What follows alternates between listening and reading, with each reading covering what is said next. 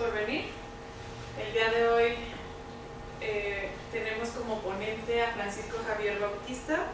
Él es de Jalisco, estudió su licenciatura en Matemáticas en la Universidad de Colima, su maestría en la UNAM y su doctorado también en la UNAM. Bueno, es candidato a doctor. Y sus principales intereses son la aplicación de las matemáticas a fenómenos biológicos, en particular en la epidemiología. Y hoy nos va a hablar sobre biomatemáticas, una vacuna de conocimiento. Pues, buenas tardes, gracias por la invitación. Bueno, ya les voy a platicar un poquito sobre lo que he trabajado en biología y matemática y pues comenzamos un poquito con ello. Entonces, algo que me gusta mucho, ¿sí se alcanza a leer? Es que no sé qué tan pequeña es la letra. Pero bueno, algo que me gusta mucho es justamente la vinculación que existe entre las matemáticas y la biología, porque aparentemente, bueno, siempre existe la polémica entre que las matemáticas son meramente puras y todo este rollo. Entonces, pues cuando yo estaba en la licenciatura, me di cuenta de que en realidad podemos utilizarlas para aplicarlas en fenómenos biológicos, y eso me empezó a llamar mucho la atención. Entonces me empecé a indagar, investigar un poquito más al respecto, y desde entonces pues sigo en esta parte de la biología matemática. Entonces justamente lo que nosotros conocemos como simbiosis es cualquier asociación en la que los miembros en común se benefician mutuamente, y pues un ejemplo que podemos mencionar, o lo que viene al caso, sería entre las matemáticas y biología. ¿Por qué? Porque precisamente avances en las matemáticas ayudan a entender fenómenos biológicos y viceversa. El entendimiento de fenómenos biológicos tiene resultados en las matemáticas. Y bueno, esencialmente la relación que conocemos entre biología y matemáticas es lo que se llama biomatemáticas o biología matemática. Voy a un pequeño ejemplo así muy simple de qué estamos hablando. Entonces vamos a creer que tenemos una célula esférica. Entonces nosotros, a través de esta suposición tan vaga, podemos calcular el volumen de la membrana celular. ¿Cómo lo podemos hacer? Pues nosotros sabemos que si tenemos una esfera, pues el volumen viene dado por esta fórmula de aquí y depende del radio.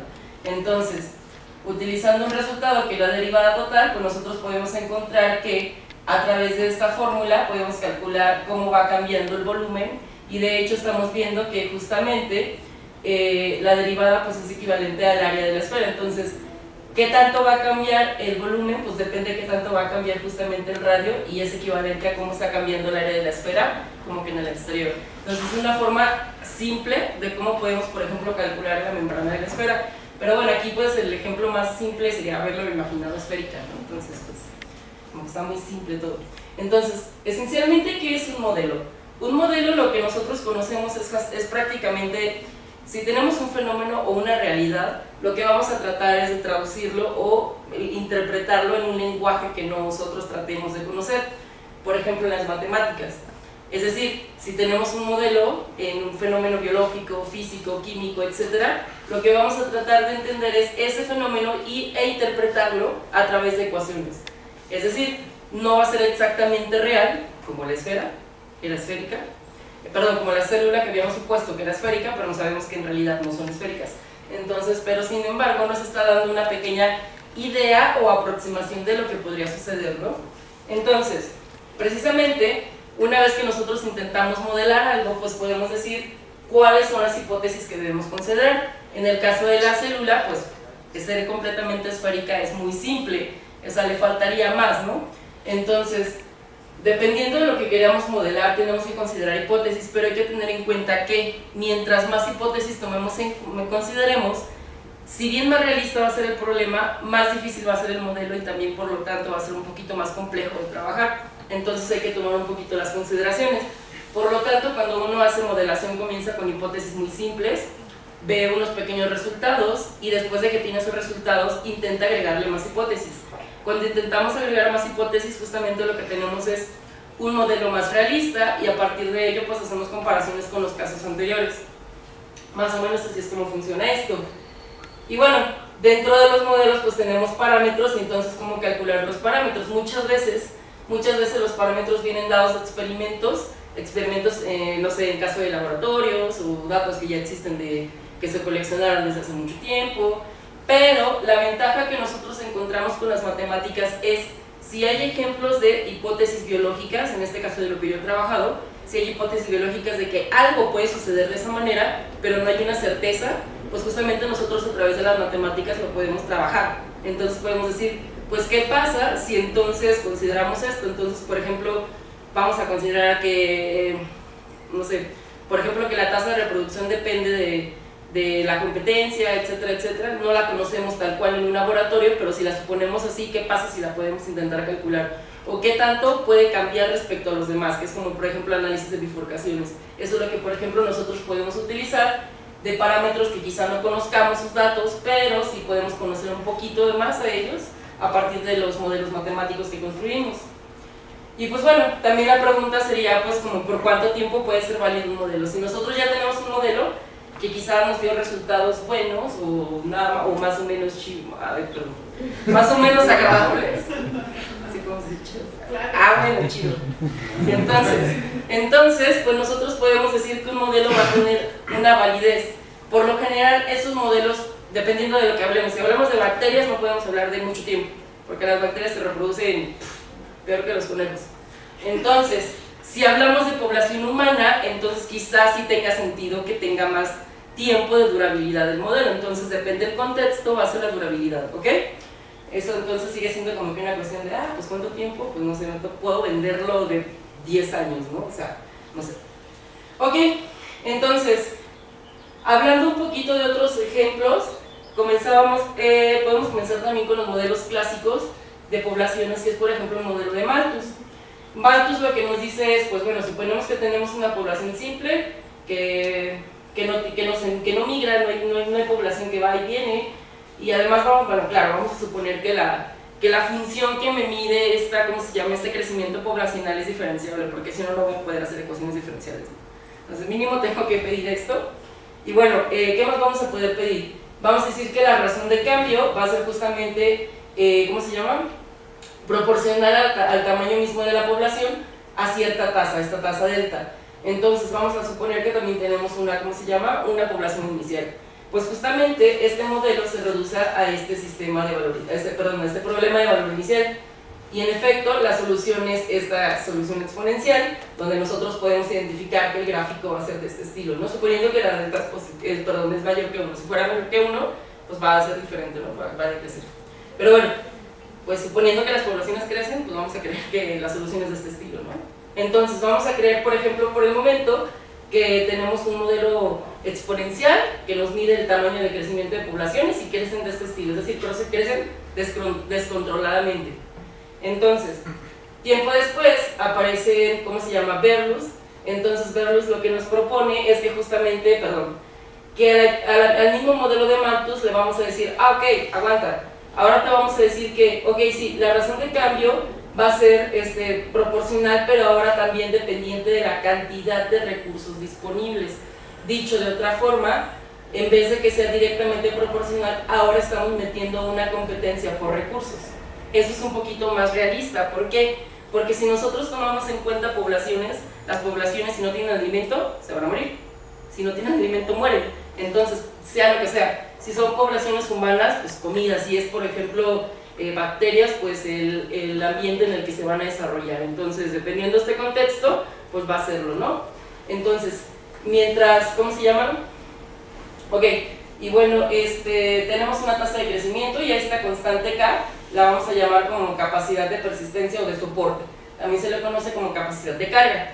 ¿Qué significa esta constante K? Pues significa que en cierto escenario la población o los recursos van a ser suficientes para esa población. Es decir, si tenemos menos, pues puede que la población siga creciendo, y si hay más población que recursos, pues entonces van a empezar a morir algunos hasta que como que se estabilice, no es lo que esperaríamos que suceda. Y en efecto, las soluciones que, me adelanté un poquito, pues justamente el modelo de Berlus lo que nos dice es que tenemos este problema de valor inicial, y pues en efecto la solución es fácil de calcular y las soluciones vienen de este estilo. Aquí tenemos a la capacidad de soporte. Si tenemos poblaciones con población inicial menor a la capacidad de soporte, van a crecer de tal manera, pero llega un momento en el que se van a ver controladas o van a verse limitadas por este crecimiento que tenemos en la caja. Y viceversa, si tenemos una población inicial mayor que la capacidad de soporte, como habíamos mencionado, pues se van a empezar a morir y van a quedarse por aquí atrapadas, ¿no? Entonces, eso es algo un poquito más realista y justamente una pequeña comparación entre el que habíamos tenido de quién, del modelo de Malthus, y ahora el que tenemos de quién, del modelo de Berlus, donde justamente eso es quizá un poquito más realista. Sí, es muy simple, claro, es muy simple, pero al menos es más realista en el sentido de que está considerando que la población no puede crecer descontroladamente, sino que va a depender de, ¿qué?, de unos recursos. Es decir, el crecimiento de la población va a estar limitada a los recursos mismos que existen, ¿ok? Entonces nos quedamos con estos dos pequeños modelos poblacionales y pues yo voy a platicar un poquito más de lo que sería aplicaciones de modelos en epidemiología. Pues epidemiología es el estudio de infecciones, etcétera, etcétera. Podemos considerar muchos tipos de cosas aquí, pero bueno, un ejemplo simple sería, consideramos que tenemos una población completamente susceptible a un virus o bacteria, yo le puedo llamar un bicho que puede infectar, ¿no? Es eso. Entonces, si tenemos una población completamente susceptible y que tenemos una tasa de transmisión proporcional al número de contactos entre infectados y no infectados, pues eso lo podemos modelar de esta manera. Justamente esa sería la tasa de crecimiento de los infectados. Tenemos la tasa de contagio y justamente es directamente proporcional a quién, a los infectados y los no infectados, ¿ok? Justamente observamos que eso tiene prácticamente, ¿qué cosa? Tiene una forma de la ecuación logística, donde prácticamente la capacidad de soporte sería 1. Lo que estamos trabajando aquí son densidades, entonces justamente cuando uno rescala los sistemas, pues se encuentra que, por ejemplo, aquí la capacidad de soporte, si es de cierto valor, lo puede rescalar a proporciones y tenemos que es 1, considerando solamente susceptibles e infecciosos, ¿ok? ¿Dudas por aquí? ¿Vamos bien?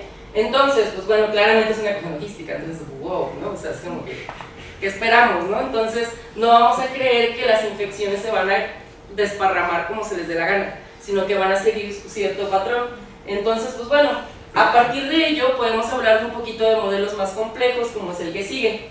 Uno de los modelos epidemiológicos clásicos más completos puede ser el SIRS, que vamos a decir que son susceptibles, infecciosos, recuperados y pierden la inmunidad. Hay infecciones donde, por ejemplo, cuando tú te infectas, te recuperas, ya no te vuelves a enfermar, por ejemplo la varicela, pero hay enfermedades donde sí te puedes volver a enfermar, tienes recaídas.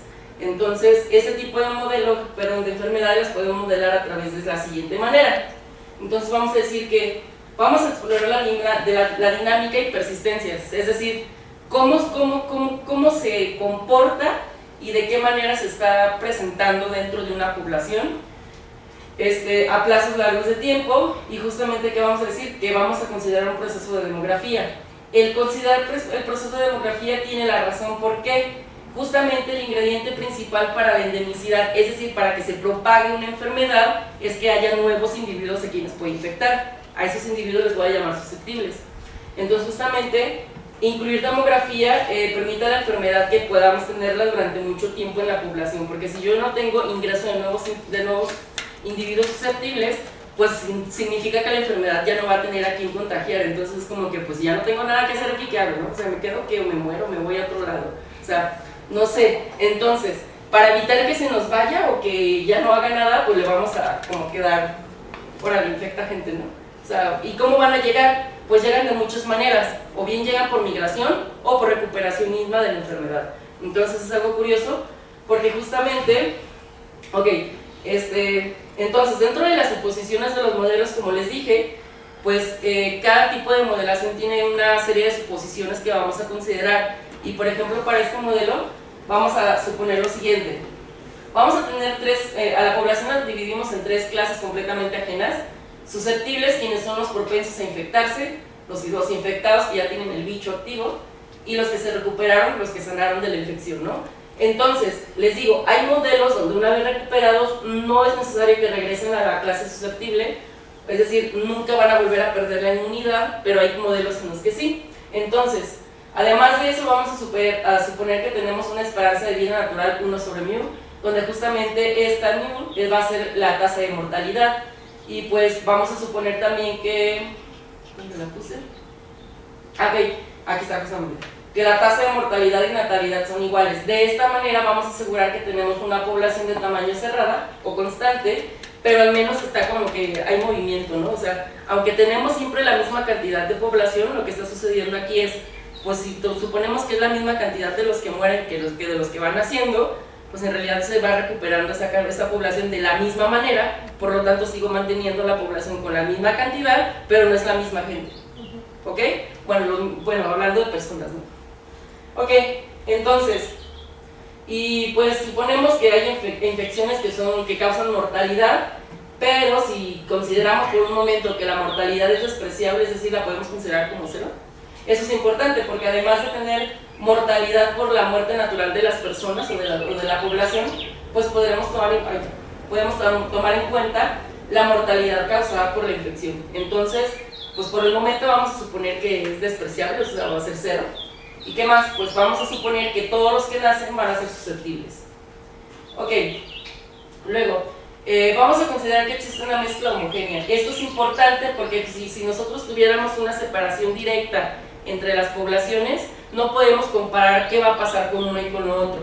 Porque es decir, si nosotros conociéramos qué va a pasar con uno y con lo otro, en realidad la misma tasa de infección no va a ser la misma. Pero si suponemos que están como que todos mezclados así bonito, entonces justamente lo que vamos a decir que tenemos una mezcla homogénea. Por lo tanto, todas estas tasas de virulencia y movilidad pues van a afectar de la misma manera a toda la población, ¿ok? Entonces, aquí vamos entonces a suponer también que un individuo, ya que ya se recuperó de la enfermedad, va a perder la inmunidad, es decir, va a regresar a la clase susceptible. Dicho de otra forma, puede volver a enfermarse. Eso sucede con una tasa W y adicional podemos suponer que una fracción de los recién nacidos la vamos a vacunar y esa fracción va a quedar protegida contra la infección. Dicho de otra manera, creo que tuve que ponerlo primero esto. Okay. Dicho de otra manera, pues tenemos a las tres clases: susceptibles, infecciosos y recuperados. Y justamente aquí tenemos los que van naciendo, una fracción fue vacunada, por lo tanto pasó directamente a la clase de recuperados, ya no se infectó, porque justamente ese es el efecto de las vacunas. Y entonces los otros pues se quedan aquí, ¿no? Siguen siendo susceptibles. Luego hay una tasa de contagio que justamente con los infectados me van a ocasionar que se me van a ir para acá. Y hay una tasa de recuperación y también hay una tasa de pérdida de inmunidad, por lo tanto están como que jugando. Y adicional pues tenemos las tasas de mortalidad natural, ¿no? Como les digo, si consideráramos tasas de mortalidad sobre la infección también, pues aquí estas serían afectadas. Esencialmente las de aquí, porque justamente cuando se recuperan, aquí la infección no tiene nada que ver y tampoco acá, ¿ok? Entonces, para evitar ese tipo de problemas, vamos a suponer que esa tasa fue cero y por lo tanto esta cosa se mantiene constante. Basta con que, si nosotros escribimos las ecuaciones del sistema generado por estas hipótesis, obtenemos este sistema de ecuaciones diferenciales y nosotros podemos corroborar que en efecto la población es constante y además, bueno, vamos a tener unos problemas de condición inicial. Entonces, yo lo que quiero comentar de forma rápida son los resultados relevantes sobre modelos con y sin vacunación, porque hay unos resultados inmediatos. Para ello, dentro de la epidemiología tenemos como que, como que conceptos básicos y uno de ellos es justamente el que llamamos R0 o el número reproductivo básico. ¿Qué significa? Pues este es un número que representa el promedio de casos secundarios generados por un caso primario que estuvo infectado en la población completamente susceptible, es decir, depende tanto de la enfermedad como de la población. ¿Qué más? Pues justamente, por ejemplo, para el modelo sin vacunación se puede calcular y es esta expresión, y para el modelo con vacunación se puede expresar y queda de esta manera. Como estamos viendo que es el número promedio de casos secundarios, significa que si, por ejemplo, un individuo que está infectado infecta en promedio a menos de un individuo más, pues significa que en promedio la población se va a apagar, ¿no? Porque no va a haber tantos infectados en las siguientes generaciones que como en las iniciales, por lo tanto la infección como que se nos va a apagar. Pero, es análogo con lo que sucedía con la exponencial, pero si sucede que este índice o este umbral fuera mayor que 1, pues entonces en promedio significa que cada individuo infectado está generando más infecciosos de los que originalmente existen. Por lo tanto, la población se va a disparar. ¿Qué tanto? Justamente ya vimos que como está gobernado por las ecuaciones logísticas, la ecuación logística no va a permitir que crezcan más allá de la capacidad de soporte. Precisamente eso era una suposición importante para incluir a para incluir aquí, ¿cómo se llama? Sí, perdón, a la ecuación de Bernoulli en ese tipo de modelos. Y bueno, esencialmente, como nosotros sabemos que existe una tasa de vacunación y como estamos suponiendo que la tasa se mide entre 0 y 1, entonces de entrada este R0 es menor que el de la tasa sin vacunación. Es decir, de alguna manera, con la vacunación estamos disminuyendo este umbral. Dicho de otra forma, estamos disminuyendo el número promedio de casos secundarios de infección. ¿Ok?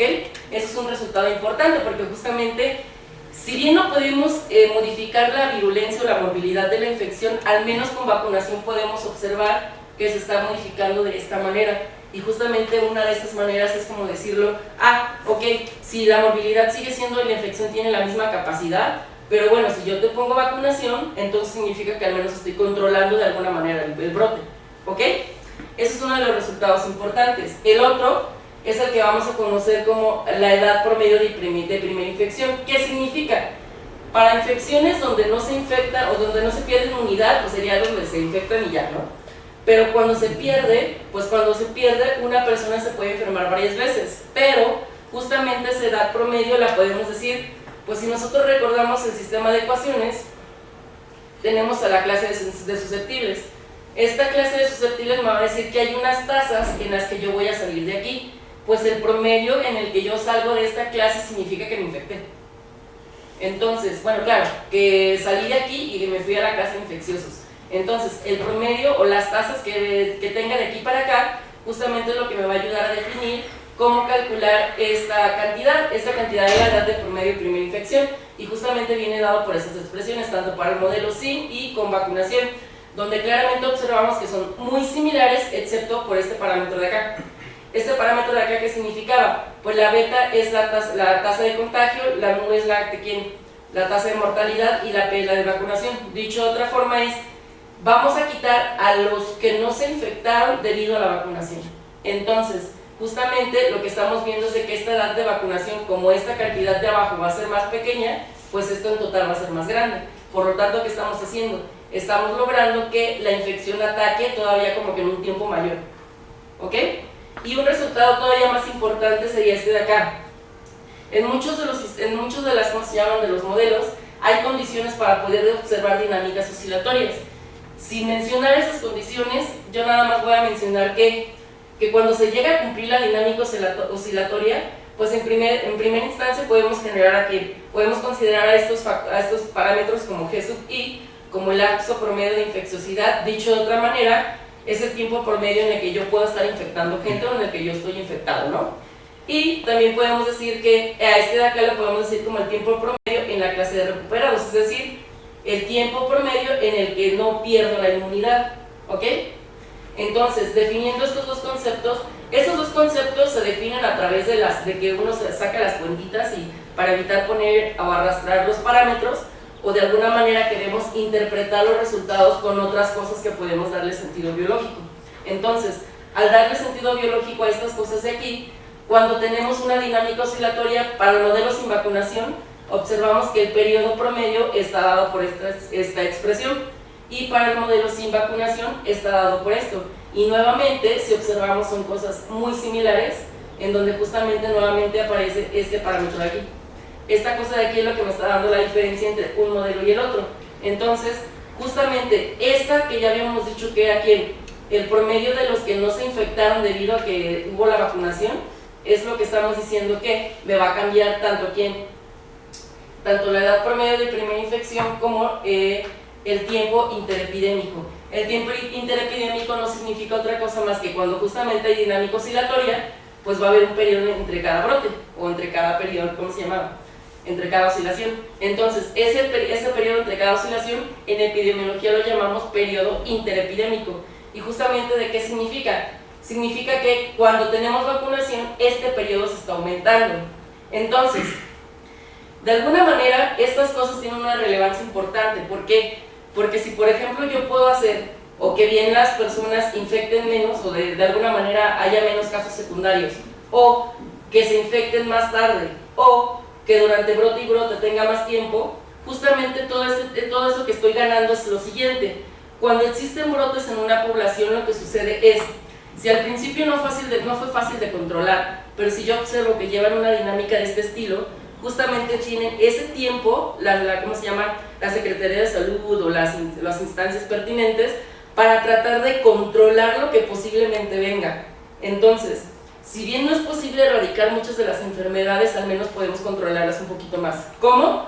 Pues quizá metiendo una vacuna mejor, quizá metiendo mejores antibióticos, depende, no lo sé. Pero bueno, hablando de todo esto, se generan otros problemas como la resistencia a antibióticos, etcétera, etcétera, que si les digo, si nos ponemos a modelar todo esto junto, pues vamos a tener un sistema todavía más complejo. Entonces, lo que yo quería era como que ejemplificar un poquito de lo que pasaba con modelos clásicos con y sin vacunación respecto a este tipo de parámetros, que justamente lo que estamos observando es que pues como que le estamos ganando, ¿no? La vacuna justamente nos va a ayudar a ¿qué? A disminuir de alguna forma la infecciosidad. ¿A qué más? A que no me enferme tan rápido y a que entre cada brote epidémico yo tenga más tiempo. ¿Para qué? Pues para prepararme para el posible brote, ya sea, no sé, puede ser con una campaña o con mejores medicamentos, o no lo sé, no lo sé.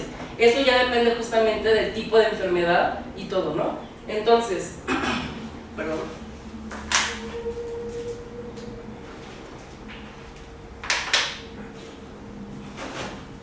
Estoy hablando un poquito de los modelos epidemiológicos clásicos, pero pues existen otros modelos aplicados en epidemiología. Yo de forma breve, para terminar, voy a hablar de dos. Sobre el de licenciatura, trabajamos, bueno, este modelo lo trabajamos en mi tesis de licenciatura, simplemente lo estoy presentando. Ese es un modelo que utilizamos para modelar la dinámica de la conjuntivitis hemorrágica aguda, donde tenemos un sistema íntegro diferenciable, que tuvimos que resolver la parcial y todo lo demás. Entonces, simplemente lo estoy presentando. Y prácticamente lo importante son este tipo de dinámicas, lo que observamos. Tenemos diferentes clases de poblaciones, susceptibles, infecciosos y recuperados.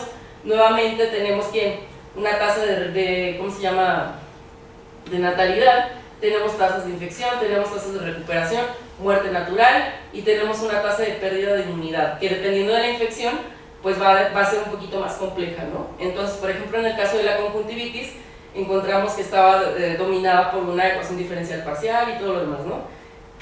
Perdón. Entonces, eso es lo que hicimos en licenciatura, no tiene nada que ver con vacunación, por eso lo hablo más, porque me interesaba hablar sobre vacunación. Pero, por ejemplo, hay unos modelos que proponen Dafilis y prácticamente lo que nos dicen es: existen infecciones en el cual la estimulación inmunológica natural, en el caso, por ejemplo, de la tosferina, ocasionan cambios en la longevidad, junto con cambios en la longevidad de la población, van a cambiar de manera considerable la dinámica. Dicho de otra forma, ¿qué tenemos? Pues ellos proponen un modelo de este estilo, en el que nosotros aquí aclaro que ellos lo proponen sin vacunación, pero justo en la tesina que hice de maestría, lo que hicimos es, al modelo que ellos proponen, nosotros le agregamos vacunación y vimos qué tanto, si agregamos vacunación, qué tanto podemos modificar. Y de hecho lo que hicimos fue un análisis numérico de bifurcaciones que voy a presentar de los resultados de forma rápida ahorita. Y pues prácticamente lo que tenemos nuevamente es que un sistema de ecuaciones diferenciales donde justamente tenemos esta dinámica. Nuevamente ahora tenemos los susceptibles, los infecciosos, los recuperados y esta nueva clase W que la consideramos de la siguiente manera. Si bien nosotros considerábamos hasta antes que esta era la tasa de recuperación y que posiblemente de aquí se pierde por completo la inmunidad, resulta que hay infecciones como la tosferina en la que esa inmunidad se pierde gradualmente. Es decir, existe una posibilidad en la que se pierda por completo, pero existe una posibilidad en la que nada más se pierde de forma gradual. ¿Esto qué significa? Se supone que, por ejemplo, para la tosferina se conoce que justamente lo que decía, la estimulación inmunológica natural, ¿qué significa? Eso significa que cuando una persona estuvo infectada, cuando tiene contacto nuevamente con el bicho, lo que va a hacer, en vez de enfermarse, va a aumentar su inmunidad. Eso es algo curioso, porque justamente está diciendo que cada vez estás haciendo como que más resistente a enfermarte otra vez. Pero no siempre sucede así. Y como no siempre sucede así, pues de alguna manera podemos tener una pérdida completa de la inmunidad, pero pues también podemos estar jugando como de aquí a aquí, ¿no? Como que aquí tengo inmunidad total, aquí la perdí por completo, pero aquí la voy perdiendo gradualmente y mientras no la pierda gradualmente, ni soy completamente recuperado o inmune, pero tampoco soy completamente susceptible, entonces estoy como que jugando por acá, ¿no? Eso es importante en este modelo. Y en efecto, lo que Da Phillips observaron es que las soluciones para este modelo vienen dadas de esta manera.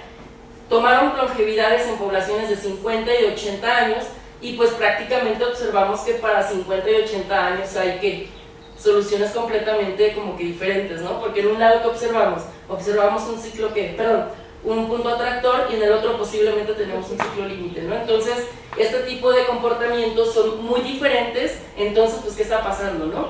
Lo que ellos hacen también es justamente un análisis de bifurcaciones y pues prácticamente en esta primera gráfica lo que observamos es la parte real y la parte imaginaria de los valores propios del sistema, bueno, del jacobiano del sistema, en los puntos de equilibrio, y luego ¿qué tenemos? Nada más la gráfica de la parte real, y esta última, que es lo importante, este es el periodo, ¿cómo se llama? El periodo interepidémico.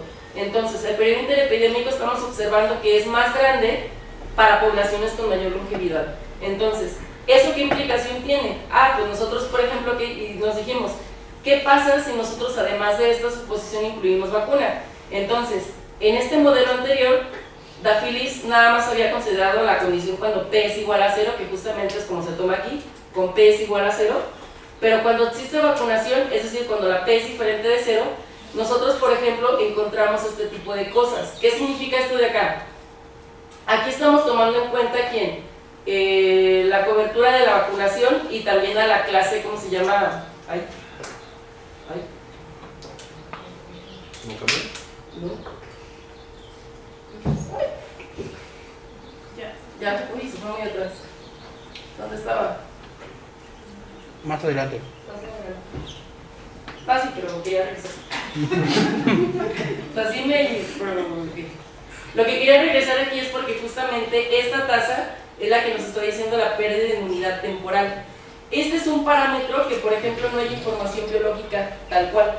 Se cree que existe, pero no se tiene medido. No hay experimentos que nos digan cuánto miden. Entonces, justamente lo que nosotros tratamos de hacer es, a través de un análisis de bifurcaciones, ver qué sucede. Entonces, tanto tomando este parámetro como la tasa de vacunación o la fracción de vacunación efectiva, lo que justamente estamos observando, los valores más oscuros como rojito, significa que tenemos que periodos interepidémicos más grandes. Justamente seguimos observando que con o sin vacunación, este tipo de fenómeno se sigue presentando, en el que mientras yo incluya vacunación, los periodos interepidémicos para poblaciones con 50 u 80 años, mientras más longeva sea la población, pues resulta que voy a tener periodos interepidémicos más grandes. Eso significa que hay infecciones, por ejemplo la tosferina, que para países subdesarrollados no es tan buena, pero para otros sí. O sea, son factores quizá económicos o lo que sea que están influyendo. ¿Y qué tanto influyen? Pues por ejemplo aquí no lo estamos incluyendo. No estamos incluyendo, por ejemplo, qué tan desarrollado está una población. Eso ya sería como un factor económico quizá que se puede incluir, pero como les digo, hay modelos que les digo, como les decía, dentro de la modelación estamos haciendo hipótesis quizá muy simples, pero a través de hipótesis muy simples estamos observando como que escenarios generales. Y a través de los escenarios generales uno se empieza a cuestionar o encuentra cosas que dice, pues qué tal si lo intentas ahora con esto, ¿no? Así como por ejemplo lo que hicieron ellos, nosotros lo que hicimos fue, pues está curioso este brinco, pero ¿qué pasa con la vacunación? Pensaban muchas veces que quizá la vacunación controlaba este tipo de detalles, pero resulta que no siempre. O sea, no siempre. Justamente una de las hipótesis que se cree sobre la tosferina fue, o bien la vacuna tronó biológicamente porque los bichos evolucionaron tanto, o la otra es que justamente no es tan bueno vacunar a tanta población cuando tienes una longevidad tan grande. Esa es la otra hipótesis. ¿Cómo podemos discernir de una o de una de la otra? Pues todavía sigue como la polémica, ¿no? Entonces, pues, es algo de lo que yo quería presentar.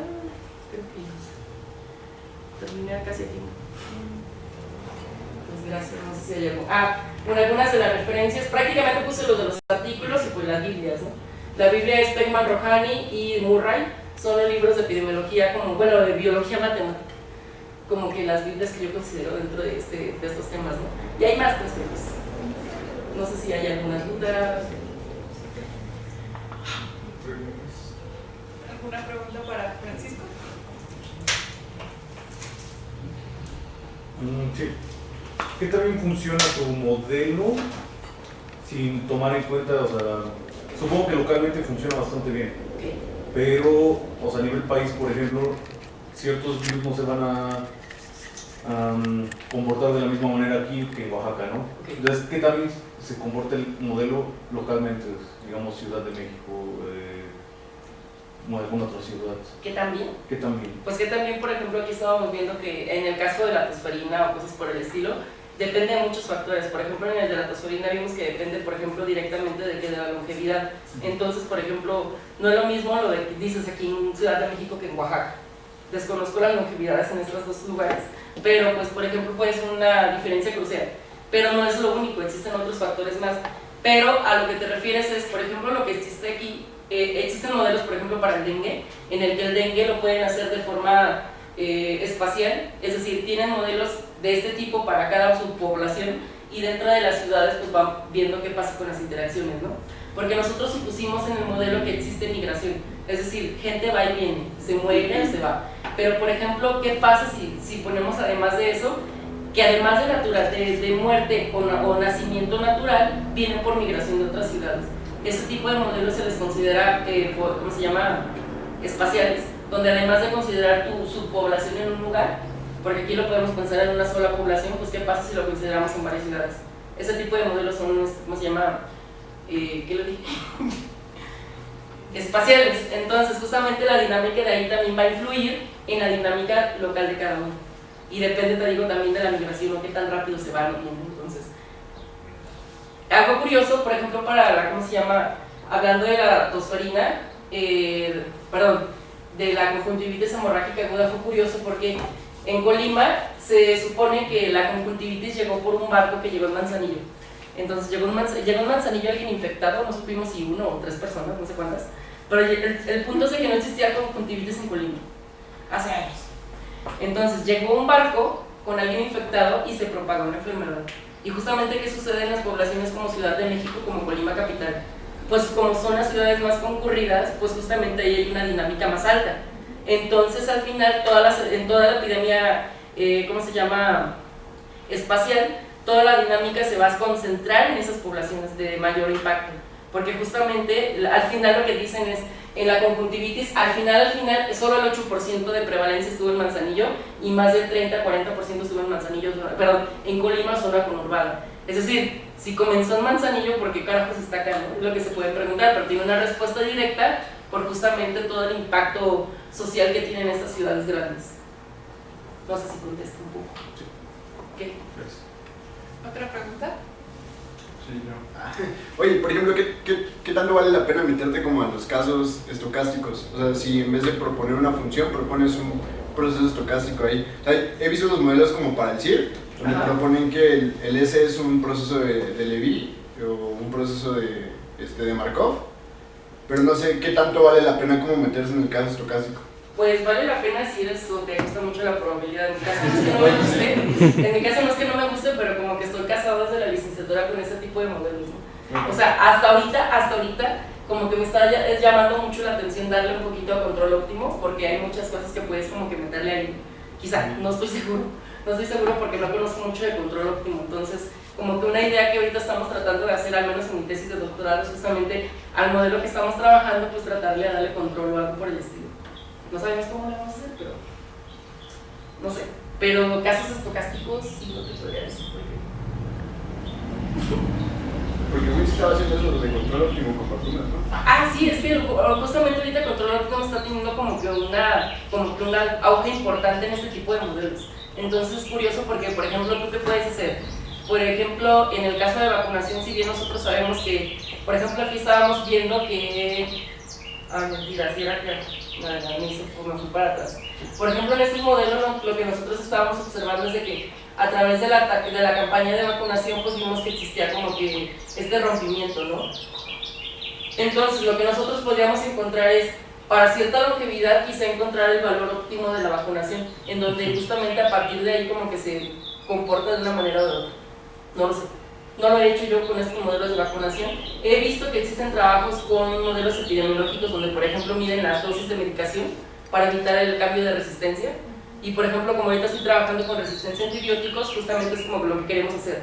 O sea, si ya sabemos cómo funciona la resistencia en ciertos casos, pues tratar de ver qué pasa con eso, ¿no? No lo sé. O sea, no he trabajado control óptimo, entonces pues como que están allá para... No sé. ¿Algo más? Bien. No nos van a vacunar. Es todo. Agradecemos a Francisco.